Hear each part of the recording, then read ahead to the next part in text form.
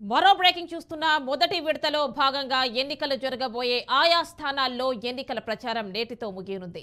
ఇవాళ సాయంత్రం 5 గంటలకు స్పీకర్లు మైక్ల ప్రచారానికి తెరపడనుంది. 7 విడతలలో అసెంబ్లీ ఎన్నికలు అలాగే లోక్సభ ఎన్నికలు నిర్వహించేందుకు కేంద్ర ఎన్నికల సంఘం ఇప్పటికే షెడ్యూల్ ప్రకటించింది.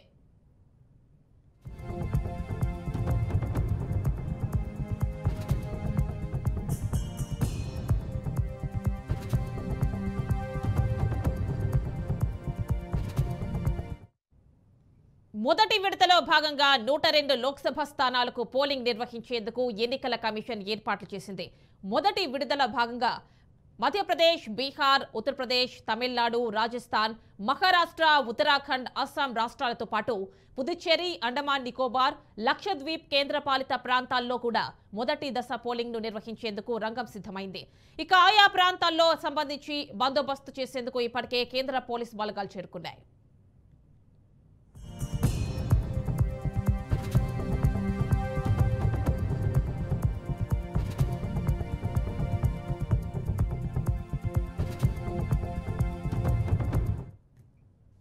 ఇక ఫుల్ డీటెయిల్స్ మా కరెస్పాండెంట్ వాసు అందిస్తారు. వాసు, చెప్పండి, మొదటి విడత ఎన్నికల ప్రచారంలో భాగంగా అంటే తొలి దశ ఎన్నికల ప్రచారంలో భాగంగా ఇంకా మరి కాసేపట్లో అంటే 5 గంటలకు ఈ ప్రచారం అయితే ముగించాల్సిన పరిస్థితి ఉంది. సో డీటెయిల్స్ ఇవ్వండి. యామిని, మరికొద్ది సేపట్లో మొదటి దశ ఎన్నికలకు సంబంధించి ప్రచారం ముగియబోతా ఉంది. 5 గంటలకు ప్రధానంగా ఈ లోక్సభ ఎన్నికలు దేశవ్యాప్తంగా 7 దశల్లో జరగబోతా ఉన్నాయి. ఫస్ట్ దశ సంబంధించి ఇప్పటికే నామినేషన్ల ఘట్టం అయిపోయింది. అట్లాగే ప్రచారం ఈ రోజుతోనే ముగియబోతా ఉంది. మెయిన్ గా ఈ ఫస్ట్ పేజ్ లో 102 ఎంపీ సీట్లకు సంబంధించి పోలింగ్ జరగబోతుంది. ఎల్లుండి ఆ పోలింగ్ ఉంటుంది.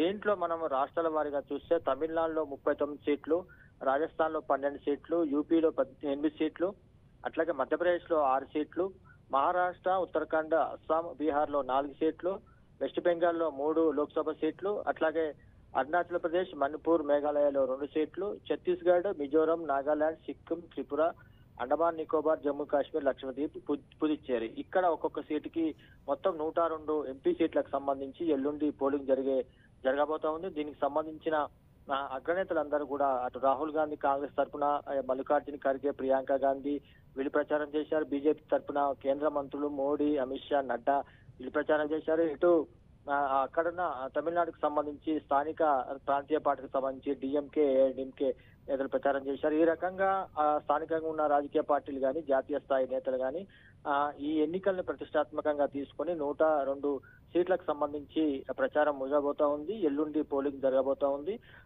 రేపటి నుంచి తెలంగాణకు సంబంధించి 4th ఫేజ్ లో తెలంగాణకి ఈ ఫేజ్ లో ఇక్కడ ఎన్నికలు జరగబోతా ఉన్నాయి. 17 లోక్సభ స్థానాలు, అట్లాగే సికింద్రాబాద్ కంటోన్మెంట్ కి సంబంధించి ఉప ఎన్నిక.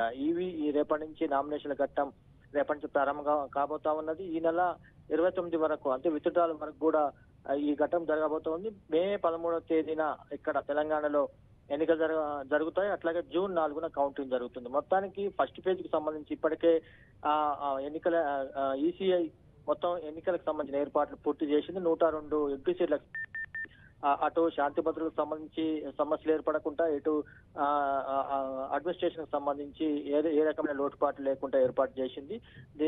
ఎల్లుండికి దీనికి సంబంధించిన పోలింగ్ కార్యక్రమం జరగబోతా ఉంది. యామిని, అంటే మొత్తంగా 102 ఎంపీ స్థానాలకు సంబంధించి ఈ మొదటి దశలో ఈ ప్రచారం జరిగింది. సో మరి మొత్తం బలగాలన్నీ కూడా ఇప్పటికే చేరుకున్నట్టు తెలుస్తున్నాయి కదా?